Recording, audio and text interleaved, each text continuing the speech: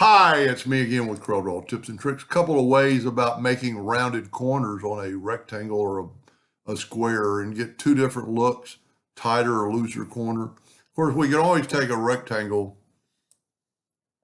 and while it's under the rectangle with your ratio locked right here, you can type in corners and make them a corner. But I thought I'd show you, if you take a rectangle and without doing anything to it, take the shape tool and you can bring in the corners. So let's look at that. Now we're going to make a duplicate of that, and we're going to change it and make it longer two different ways.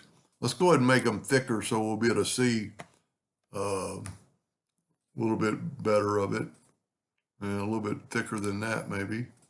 And you can see they've got relatively the same corner right now.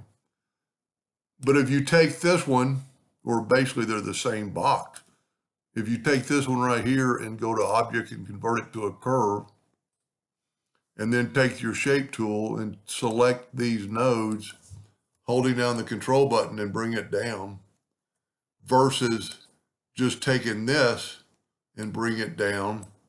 Whoop, I adjusted a little bit. I don't want to do that. No, I don't even want to do that. I want to use the pick tool and the two-sided arrow and bring it down. But look at the difference in the corners. You get little, well, that's pretty close to the same, but it's more drastic. And what I did, I think I drew my rectangle this way. Let's go ahead and make it a 1/2 inch. And then take the shape tool and bring that in. Whoop, that's too much.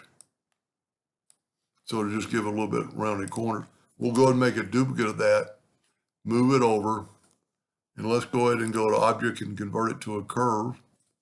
And then if we grab these nodes and bring them down, holding down the control button, you get that right there. But with the pick tool, we can just use the two-sided arrow and you get a total different curve. Anyway, I hope that helped a little bit. Thank you for watching.